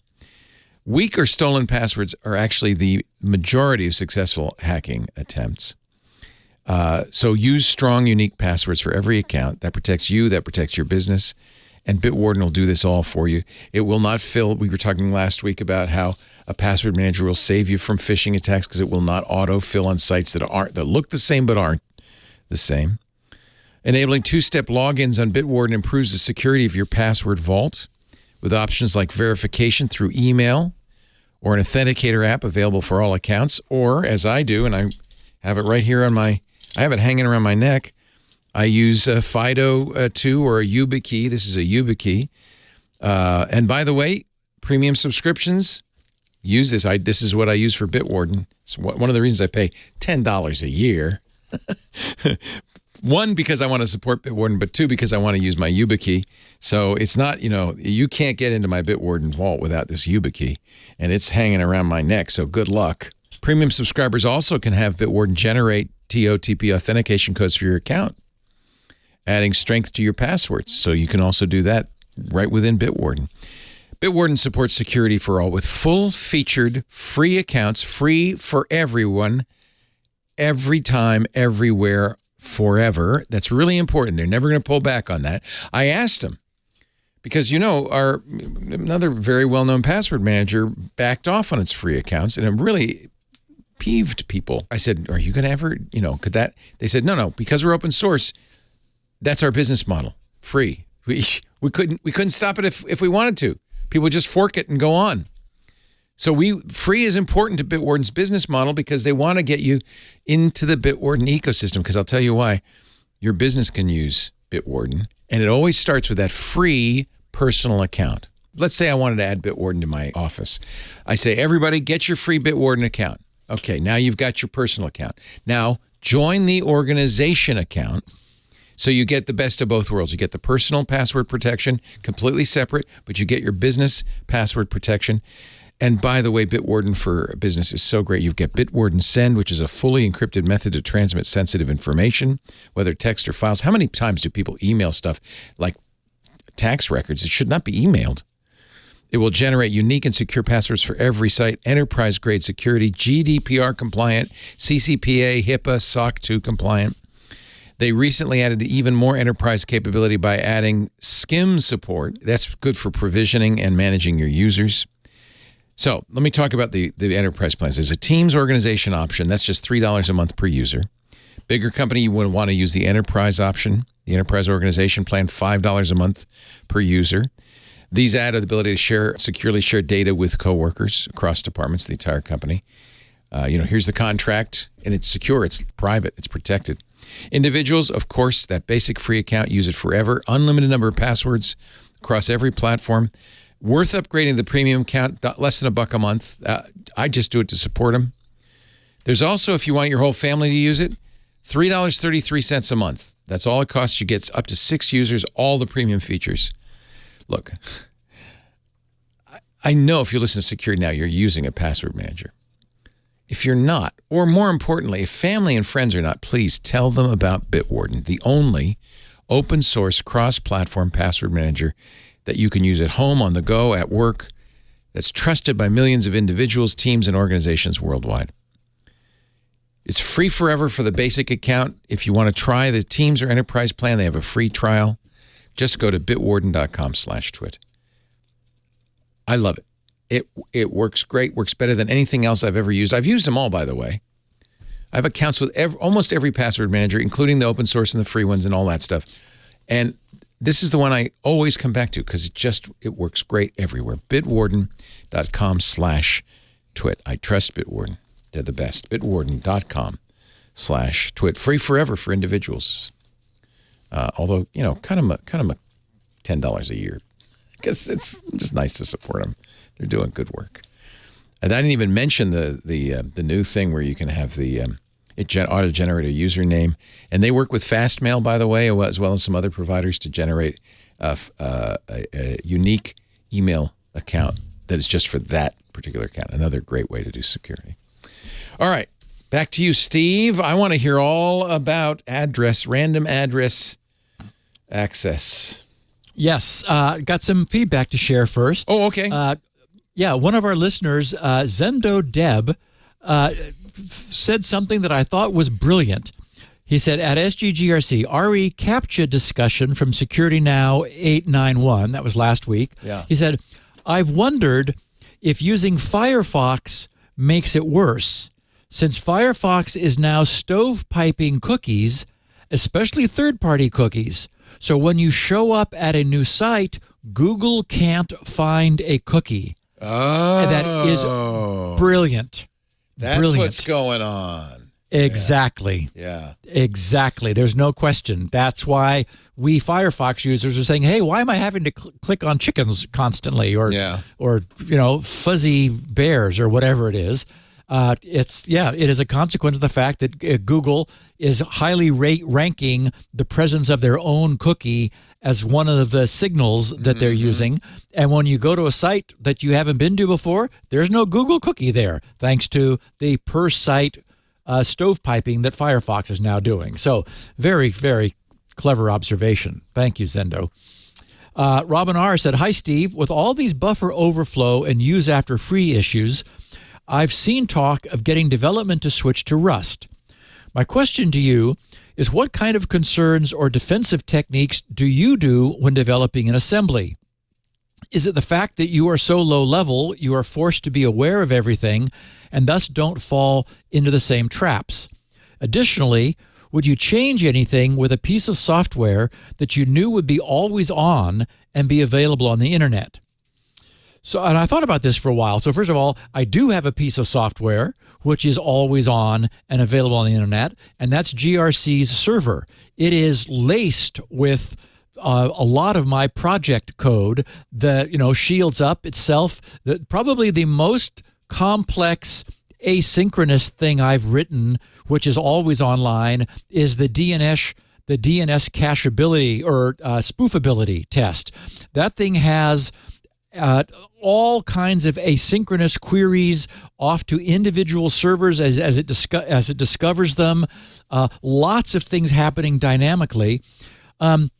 I have the same problems that anybody writing in C would have, which is to do that, I create a linked list of tasks, and each of the objects that are pointed to in the linked list is a structure which I allocate in RAM, which contains the details of where that task is and what's going on. Those have dynamically created lists of outstanding queries and their responses. I don't know how many there will be, so that's a list. So it's an extremely dynamic construction, and it's been running for many, many years, and it's never had a bug or crashed. So I think the advantage I have is I'm, first of all, one developer, so I don't have a problem explaining anything to myself. And while there's a lot going on, it's still not nearly as complicated as what has happened to today's browsers, which are just like, I don't know if there's any one person whose single mind is able to encompass the entire thing. And the same is certainly true for operating systems. So I am at a low level. I'm essentially at the level that C operates, because all the things I've just described is exactly how I would code something were I coding in C. There's not that big a difference. So you do in an assembler, you're doing effectively your own malloc. You're allocating memory. You have to remember. And I'm doing reference, and I'm doing my own reference counting. So got to know when you can throw. You do your own garbage collection. In other words, yep. You don't, and you don't. The off by one problem probably is a little bit less of a problem for you because you're so intimately connected with what's going on. I think some of the problems that come from high-level languages is the programmers are so insulated from what's going on that they can make it's easy for them to make a mistake. Well, and we talked, for example, about Microsoft's decision to use Electron as their platform for implementing Teams. The problem is that that's JavaScript, HTML, and CSS. You don't have to be a power coder in order for something to look like it's working in JavaScript. And so I think, exactly as you say, Leo, I think that does tend to admit less capable or less rigorous programmers. The lower level the language, the more careful you need to be, or it's very obvious that you see what's something's going to. Yeah. Yes. And I think also the reason they're talking about Rust is it is garbage collected, but it's very type. There's very type constrained. It's a static type system, and it really tries very hard to keep you from making mistakes. Every time we see languages like that, like Ada. I think programmers appreciate it, but also don't like to use it. Yeah, exactly. I mean, they're like nanny languages. Yeah. It's like, okay, well, that's a language, but boy, I don't want to code in that. That's Rust no is fun. impressive, and I guess what it's replacing, which is mostly C and to some degree C++, is bad enough. So I guess people who use Rust like it. And I played with it a little bit. It's very impressive, but there's a lot of boilerplate, a lot of extra code. It's like Java a little bit in that respect. That somebody like you, and to some degree me, I don't want to spend all that time typing in all that crap. I just want to. And I think what's going to happen is we'll get to the point where coders will not be given a choice. That is, what we see happening is that we're getting to the point where we've got all the processing power we need. It used to be that we didn't have enough RAM and we didn't have enough speed to support the overhead. Right. Exactly. To support the overhead of sophisticated languages that do a lot to protect the way they're operating. Today we do. And I think at some point there will be a browser that bites the bullet and says, we're coding everything in Rust because we're done with use after free errors, period, and we don't care if you don't like it. Remember, Rust was written by Mozilla. I mean, it comes from Mozilla. There's a reason. Right. It is, you know, very much for that. And by the way, once you compile it, Rust is one of the reasons people like Rust is it's a systems level language. It can be as fast as C and C++. So once you compile it, it's very efficient. Think of the upside, Leo. If you get paid by the line of code. Rust is, I'm thrilled that Rust is now in the Linux kernel. That is a good thing for everybody who uses Linux. I completely agree. I think that's neat. And the issue is really libraries and support, and a lot of that's being handled now. So that's good. So I've got one for you here from Ben Hutton. He says, Steve, we often hear breaches could have been avoided through the implementation of a systematic software patching and update strategy. Yeah. For enterprises, there are many solutions. While performing tech support for a relative today, I found IOBit Updater. He says, IOBit being a name I had previously trusted for the better part of a decade, was showing adverts for commercial products in the same space as notifications for software updates. Finding this unacceptable, I looked for an alternative solution. I found one and expected to pay, but the consumer/home edition was free, and it seems like there are no limitations to speak of. Is there a solution you would suggest for Windows users for installing updates, free or otherwise? The solution I found looked suspicious, but had attained leader in Gartner's Magic Quadrant for Patch Management Summer 2022. The solution I found is Patch My PC. He says, only tried it today, so not an endorsement, but seems to do the job. And so, Leo, my particular approach is just to rely on individual apps to tell me when they need to be updated, and then I update them. You know, like Notepad++ is, my God, would the guy just leave it alone, please? Because it keeps wanting to update itself. But normally apps today take care of that. And it looks like what Ben's talking about is some sort of an overwatcher who rifles through your system, looks at all the apps you've got installed, checks their versions, checks to see whether that's the latest, and then gets involved in telling you that you need updates. I just kind of thought maybe from your tech guy stuff on the weekends. Not heard of this one. The good news is Microsoft finally is acknowledging the need for this and has a package manager, believe it or not, called Winget. Which, you know how package managers on Linux will manage updates for everything on your system, including system updates. That's the idea of Winget. It's new, relatively, so I'm not sure how complete it is. So it would be things through the Microsoft Store, probably. Actually, that's an interesting question. Now, the store does its own updates automatically. I think Winget goes beyond that. You do get it from the Microsoft Store. I'll have to ask Paul about that, but I think my sense is Winget is intended to be a full package manager for Windows. So how would it know about? I mean, like in the case of our Unixes and Linuxes, we have a repository because you install through the package manager, right? So the package manager, as you install stuff, makes a database of installed stuff. And then when you do an apt-get update or whatever, it will look at that database, see what's been installed, check for new versions. It does that in the repositories, exactly. So you would need some sort of Microsoft maintained database of application versions, and then you could download them. So yeah, I mean, I think that's probably why it doesn't yet do everything, but it does create these manifests. It has source repositories. So I'm hopeful, but I'll have to take a look. I haven't looked at Patch My PC. I think it's an unfortunate name, but it doesn't mean it doesn't work well. It looks like it's for Microsoft's own endpoint manager. So it sounds like it. And in most of these guys, I'm looking at the engineers are at Microsoft MVPs and so forth. So it says it looks similar to Winget, to be honest with you. 710 supported products. I mean, when you're looking at Debian and you're looking at apt, it's more than 10,000 packages. Yes, apt knows about. I mean, this is a remarkable ecosystem on the Linux side. I'd love to see Windows get to that point. Yeah.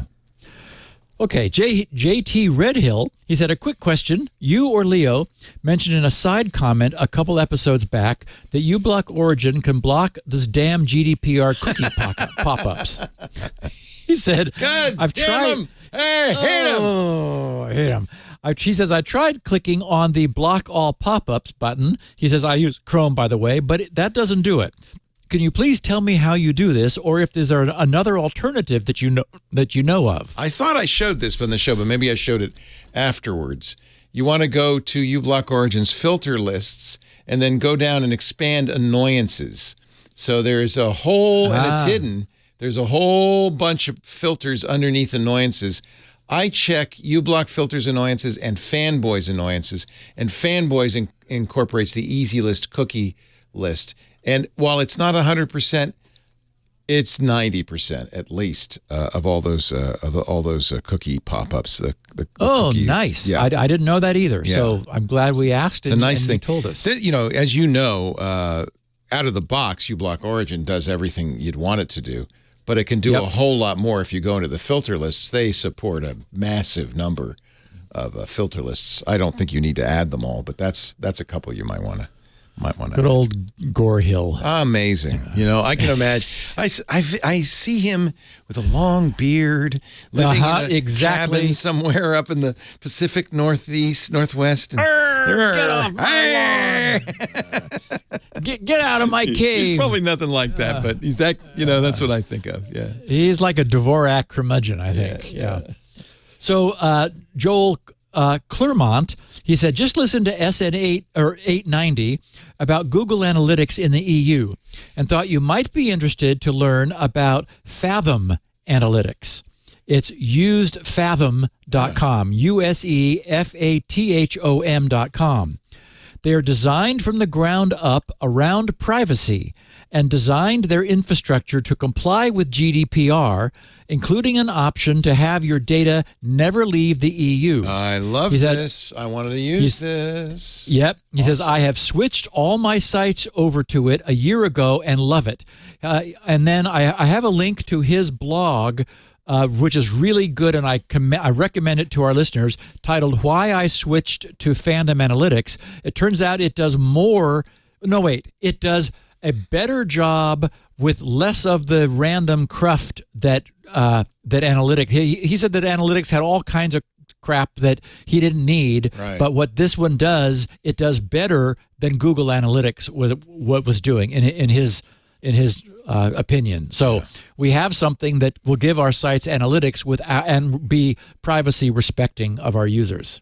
I will try to convince our team to use it. We still use GA, I'm sorry to say. Have them take a look at it. Yeah. So Blaine Trammell said, "Have you talked about the safety of public Wi-Fi, but that article only talked about browser traffic. So if you're only using a web browser, then yes, most likely safe. But if you're using apps that communicate unencrypted for their work, and apps on mobile devices might be making non-TLS requests, so I would say still not safe without a VPN. He says, have to remember someone in China could hack the Wi-Fi router in San Francisco and capture the traffic. You do not need to travel and be local. So anyway, I thought that was worth noting, that he's absolutely right. I was thinking entirely of everything being done through the browser with the fact that the world has switched to HTTPS.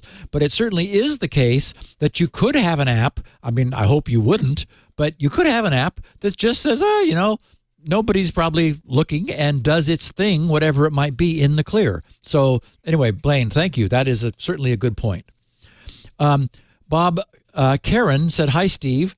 In ref to SN891 last week, as an IT consultant, and I guess he says, I am an IT consultant, and I never use public Wi-Fi.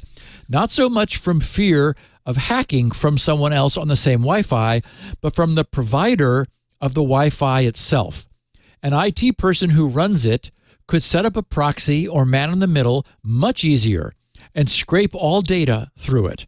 I always tell my clients, turn the hotspot on your phone on and use that for your laptop if needed. I feel there's much less chance of Verizon trying to steal my traffic than some local coffee shop IT guy or even a big airport. Unlimited data is very common now on cell plans anyway. Thanks for the great show for all these years, Bob. So anyway, I just wanted to share that idea. I often use my iPhone's hotspot when I'm somewhere that I don't have Wi-Fi, and I want to have access. And what I promise will be the last CPE comment, but I liked it because there was a little more information. David Lemire said, I'll trouble at SGGRC with one more CISSP CPE comment. When I was way behind on CPEs for my first year of certification, I found a blog post on the ISC website that specifically listed your podcast among a number that could count for free CPEs.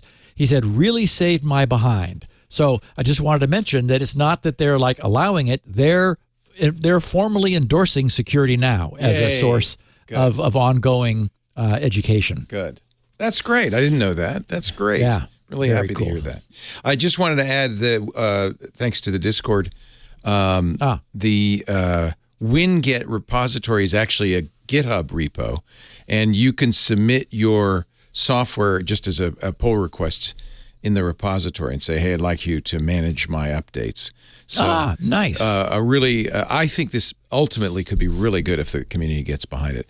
It's in the Microsoft GitHub repo, Winget packages. And at this point, that's not built into Windows? No, I don't think so. You have to get it, but you can get it for the Windows Store. I would just love to see it just become the default way to install software, or maybe hook into the Windows Store, Yeah, and I was going to say that if at some point application developers could depend upon that being present, then we could eliminate all of the individual check for update stuff. So annoying. Yeah, this is so much better. Thank you, EM, for that. I appreciate it. This is why we love our Club TWiT members. Appreciate it, EM. Okay, so an unintended side effect in Linux. As we know, Internet Protocol addresses endpoints by IP address, and at an IP address, we have a 16-bit port number, which identifies specific services operated at that IP address. So an end-to-end connection will have an IP address and port on one end, like the source IP and source port, and an IP address and port on the other end, the destination IP and port. At the receiving end, where a client is connecting to a web service, or to a service like web, email, or whatever, the port, as we know, is typically well known, 443, 25, 110, whatever. And on the client's connection initiating end, it has long been the case that when a client asks its operating system for a new outbound connection, the OS's TCP/IP network stack simply moves linearly upward starting above the reserved service port range at port 1025, sometimes 1024, and incrementing and incrementing numbers until some upper limit, perhaps all the way up to 65535, is wrapped before wrapping around. So traditionally, the way all TCP/IP network stacks worked, when client applications asked to initiate a new outbound connection, the stack would simply initiate the next free port in line, and you often see sequential numbered ports in blocks, like if you do a netstat command on your system. They're not just scattered randomly, they're in a linear list. Okay, but 11 years ago, back in 2011, having the OS allocating client connection ports, which is to say, the source ports, linearly, was seen as a potential problem, since it made the next ports to be used guessable by an adversary. And that guessability might allow adversaries to hijack connections by just like assuming what they were going to be, assuming what the client's IP and source port would be. That's the only way you designate an endpoint. So if a bad guy injected traffic, sent traffic toward the destination, there's no way to differentiate it from the traffic coming from the legitimate source. Sequence numbers comes into play there also for TCP connections, but we've already talked about all that in the past. So we know that this is all possible, since it was precisely the lack of source port randomization that alarmed Dan Kaminsky about the spoofability of DNS servers internet-wide. Attackers could blindly spoof replies by guessing the linearly allocated source ports of outstanding DNS queries. So, in response to this perceived threat, RFC 6056 was published by the IETF, titled Recommendations for Transport Protocol Port Randomization. And its abstract, the abstract of the RFC, reads, "During the past few years, awareness has been raised about a number of blind attacks that can be performed against Transmission Control Protocol, TCP, and similar protocols. The consequences of these attacks range from throughput reduction to broken connections or data corruption. These attacks rely on the attacker's ability to guess or know the 5-tuple protocol, source address, source port, destination port that identifies the transport protocol instance to be attacked. This document describes a number of simple and efficient methods for the selection of the client port number, such as the possibility of an attacker guessing the exact value, such that the possibility of an attacker guessing the exact value is reduced. While this is not a replacement for cryptographic methods for protecting the transport protocol instance, the aforementioned port selection algorithms provide improved security with very little effort and without any key management overhead.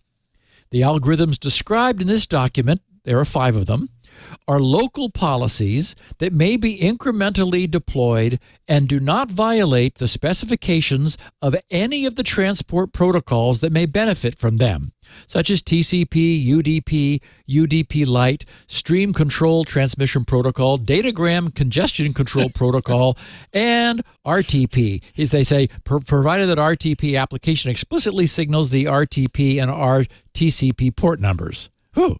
So that's what they said.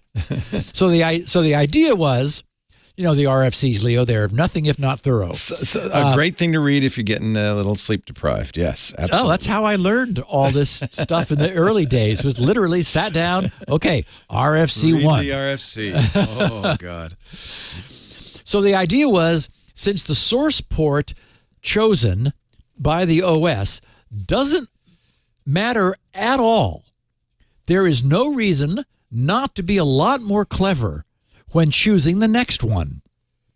RFC 6056 presents 5 different algorithms for doing just that, and it states that the so-called double hash port selection algorithm offers the best trade-off. Consequently, it was recently adopted with minor modifications in the Linux kernel, starting with kernel version 5.12 RC1. And this prompted a trio of industrious researchers at the Hebrew University of Jerusalem to take a look at Linux's result. What they found was not good. Their paper, titled Device Tracking via Linux's new TCP source port selection algorithm, unquote, will be presented during the 32nd Usenix Security Symposium, which is upcoming, but I have the paper now. They explain in their abstract, which is all that's worth sharing here because we'll see what happened. They said, we describe a tracking technique for Linux devices, exploiting a new TCP source port generation mechanism recently introduced to the Linux kernel.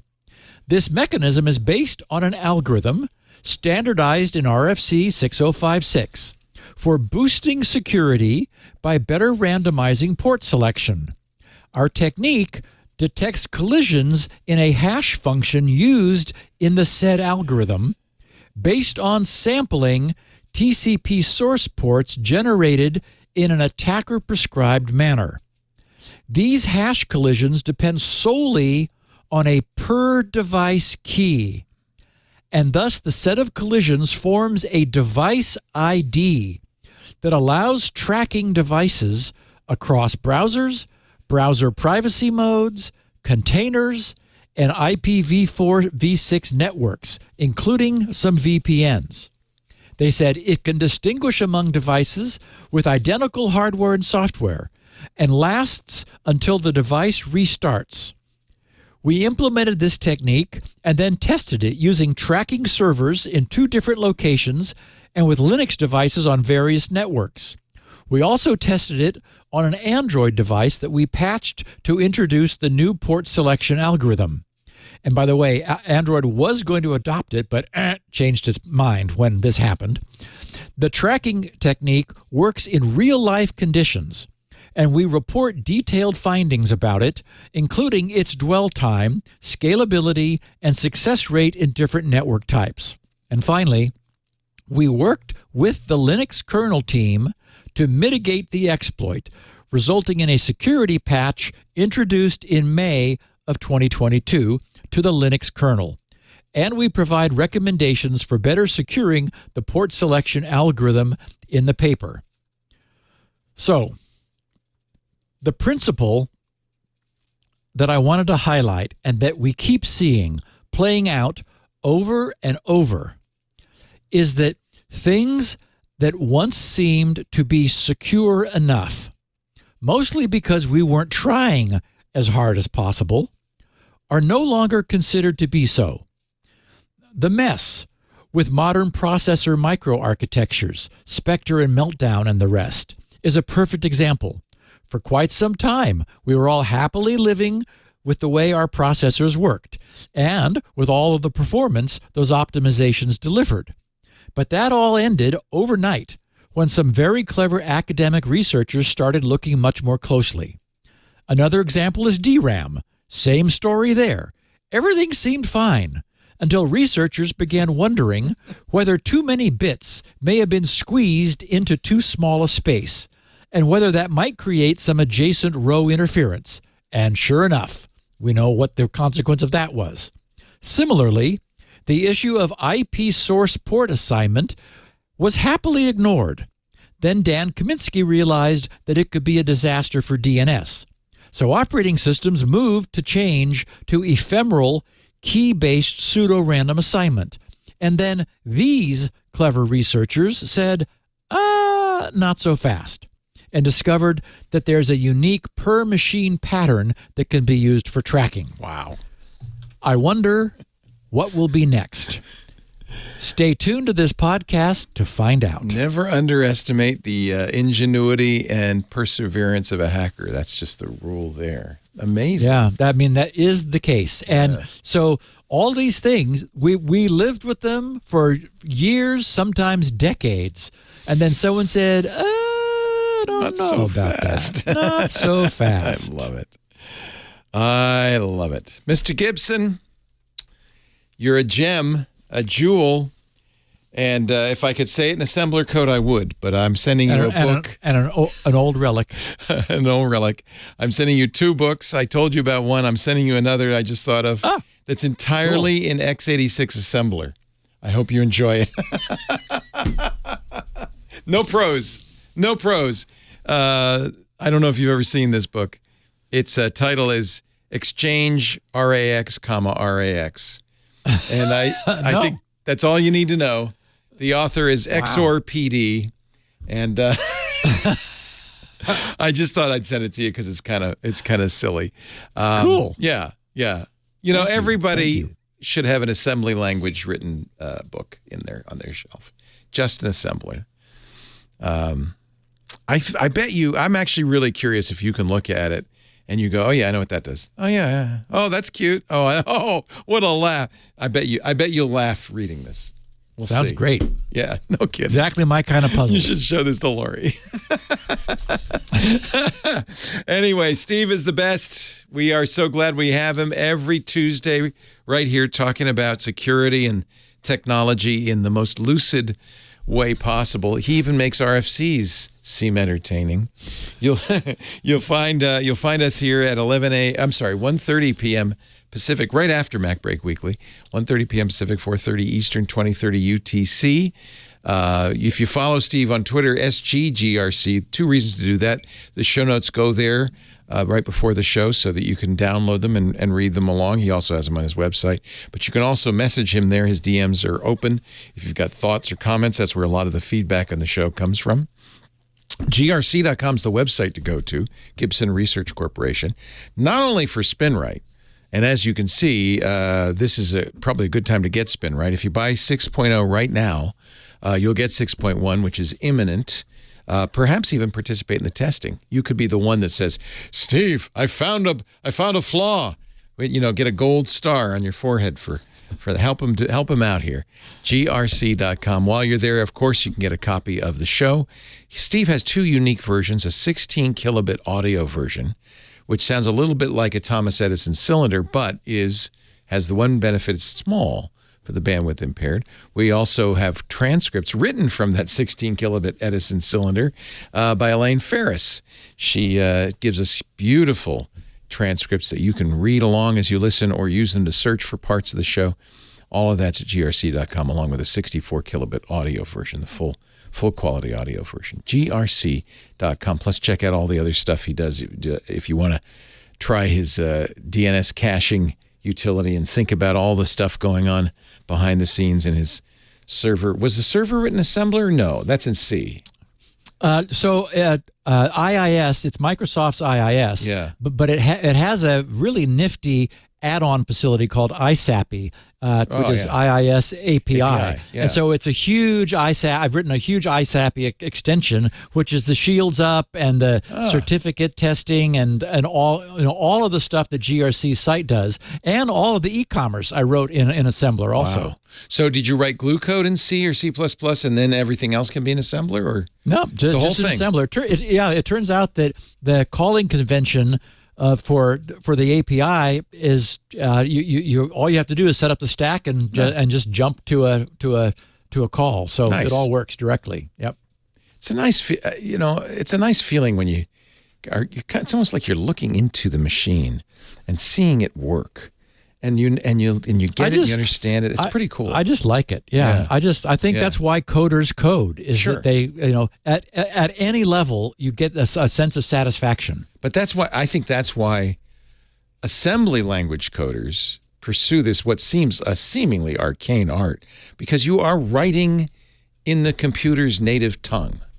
You're exchanging RAX with RAX. You're doing it at the very base level of it, which is cool. Although it's also why I doubt I'll ever code ARM in assembler, because it just doesn't seem friendly. It's not. I mean, the RISC, reduced instruction set computer, as opposed to CISC, complex instruction set computer. I like CISC. Well, you've learned all the instruction codes, right? You got them up here. So and probably you can do in one instruction what RISC requires 5 for. I would guess that's what it is, right? Is that Well, for example, I'm able to add 2 locations in memory with a single instruction, whereas RISC, you have to load it and register, load the other one and register, add the 2 together, and then store the result back that's painful. out. Yeah, so I get it. Yeah. A load store architecture. GRC.com. We have copies of the show at our website. In fact, if you go to twit.tv/SN, you'll see every show ever recorded, all 892 of them. One after the other there. You can also go to YouTube. There's a Security Now YouTube feed that has all the shows that we've done in video anyway there, which is not all of them. And probably the best way to do this, if you don't, if you want to get all the old shows, the feed only has the most recent 10 shows. If you want to get all the old shows, you got to go to the website. But if you just want to get the new show when it comes out, subscribe in your favorite podcast client, set it to auto download, and you're just going to get it. And that way you can listen, whenever you say, oh, I got a minute or two, let me listen to some Security Now, which I think a lot of people do. But, if you want to listen on Tuesday, listen live, that's fine too. The live.twit.tv is the live stream, irc.twit.tv to discuss it, or, of course, in our Discord, because a lot of Club Twit members in there as well. Thank you, Steve. Great job. I appreciate it. Thank you, my friend. See you next time. See you back here on the 18th. Wow. I'm Jason Howell. What do you get your favorite geek who already has everything? Well, I know just the thing. It's a Club Twit gift subscription, of course. Twit podcasts keep them informed and entertained with the most relevant tech news and podcasts available. And with a Club Twit subscription, they get even more. They get access to all of our podcasts ad-free, the members-only Discord, exclusive outtakes, behind the scenes and special content, and exclusive shows like Hands on Mac, Hands on Windows, and the Untitled Linux Show. You can purchase your geek's gift at twit.tv/clubtwit, and they're going to thank you every day for it. Security Now.